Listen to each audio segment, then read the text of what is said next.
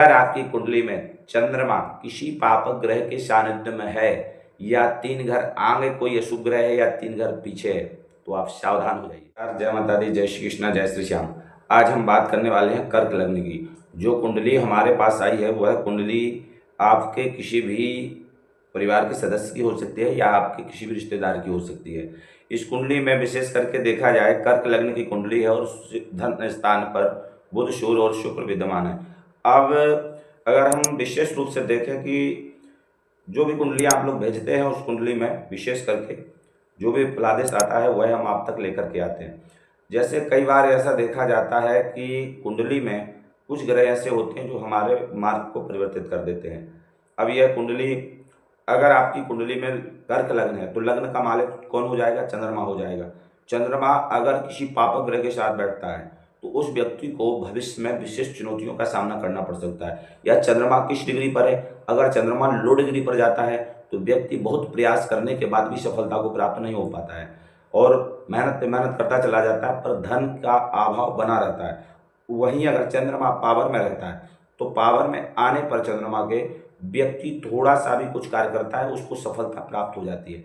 तो विशेष प्रकार से कुंडली में चंद्रमा से हम देखते हैं। अब इस कुंडली में विशेष क्या है कि कर्क लग्न ही है और चंद्रमा विशेष रूप से चौथे स्थान पर बैठा हुआ है। अब यहाँ पर आप देखिए चौथा स्थान किसका है? भूमि, भवन, माता और विद्या को भी हम यहाँ से देखते हैं। पर इस स्थान पर चंद्रमा आने से क्या होगा? इन सारे स्थान चीज़ों को विलंब से प्राप्त कराएगा, शीघ्र प्राप्त नहीं कराएगा। वहीं अगर चंद्रमा धन स्थान में जाएगा तो धन स्थान में चंद्रमा होने से विशेष प्रकार का लाभ वहाँ पर चंद्रमा देता है, परंतु धन धीरे धीरे बढ़ता है लेकिन व्यक्ति कभी जीवन में परेशान नहीं होता है, धन का अभाव नहीं उस व्यक्ति को। चौथे स्थान का चंद्रमा अगर चौथी दृष्टि से अगर देखेगा तो सप्तम भाव को देखेगा। सप्तम भाव अर्थात ग्रह लक्ष्मी का स्थान है, पत्नी का स्थान माना जाता है। इस स्थान पर चंद्रमा का देखना शुभ सूचक माना जाता है क्योंकि यह स्थान भी शीतल रहता है और चंद्रमा इस स्थान पर विशेष रूप से देखते हैं, जिसके फलस्वरूप पति पत्नी में प्रेम का भाव ज़्यादा रहता है, आकर्षण ज़्यादा रहता है और विशेष करके एक दूसरे के प्रति सम्मोहित रहते हैं। यह चीज़ बहुत विशेष रहती है जो कि सबसे अच्छी मानी जाती है। वही अगर हम देखें तो सातवें स्थान से अगर हम देखेंगे तो 7, 8, 9, 10 में अर्थात पराक्रम स्थान को सप्तम दृष्टि से देखेगा चंद्रमा, जो कि पिता का स्थान, अर्थात यहाँ पर पिता पुत्र का संबंध भी मधुर कर रहा है। अगर किसी भी प्रकार से दसम भाव में कोई पापक ग्रह आ जाए या कोई ऐसा अनिष्ट ग्रह आ जाए जिसकी दृष्टि ही अशुभ है, जैसे मान के चलिए शनि को देख लीजिए।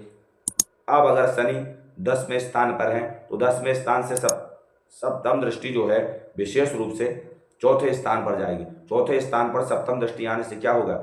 विशेष करके यहाँ पर माता को कष्टकारी होगा, मकान में भी विलंब कराएगा, गाड़ी घोड़ा में विलंब कराएगा और चंद्रमा के द्वारा जो प्राप्त होने वाली व्यवस्थाएं हैं उन सभी में शनि विलंब कराएगा। तो आपकी कुंडली में शनि किस भाव में है और कितने डिग्री पर है, गति क्या है, इन सभी चीज़ों को आप विशेष रूप से देख लीजिए। अगर आप निःशुल्क हमारे चैनल पर अपनी कुंडली को खुलवाना चाहते हैं या आप अपने बारे में जानना चाहते हैं तो विशेष करके यह चैनल निःशुल्क है। आप अपना डेट ऑफ बर्थ कमेंट करिए, टाइम भेजिए और जन्म स्थान लिखिए। सही अगर तरीके से आप सबमिट करेंगे, भेजेंगे तो निश्चित है आपकी कुंडली का संपूर्ण विश्लेषण इस चैनल पर आएगा। थोड़ा सा विलंब लग सकता है पर आएगा। उसी प्रकार से राहु का कहा गया है कि राहु की दृष्टि मात्र से ही चंद्रमा पे ग्रहण लग जाता है। चंद्रमा के 3 घर आगे और 3 घर पीछे राहु नहीं होना चाहिए, ध्यान दीजिए। अगर कुंडली में राहु 3 घर आगे या 3 घर पीछे रहेगा तो निश्चित है उस व्यक्ति को निरंतर जीवन में कुछ ना कुछ परेशानी लगी रहेगी। ये विशेष है। आपकी कुंडली के अनुसार उस स्थिति को देखने के लिए आप अपनी कुंडली का विश्लेषण कर सकते हैं, उचित आचार गणों के माध्यम से करा सकते हैं। अगर ऐसी स्थिति बनी है तो उसका निवारण भी उचित आचार गणों के माध्यम से भी कराएं।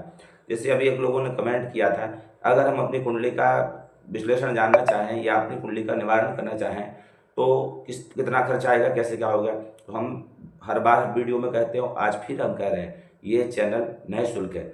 आप निःशुल्क जानकारी प्राप्त कर सकते हैं। अगर उसका विश्लेषण अगर आप चाहते हैं तो निःशुल्क मिल जाएगा। निवारण में जो भी काशी के जो विशेष ब्राह्मण हैं, जो उचित आचारगण हैं, उनके माध्यम से वह संपादित होगा। उसका जो आपका व्यय होगा वह आपको करना पड़ेगा। हमारी सेवा निःशुल्क है, परंतु जो आपके लिए समय देंगे, आराधन करेंगे वह उसका व्यय आपको करना पड़ेगा।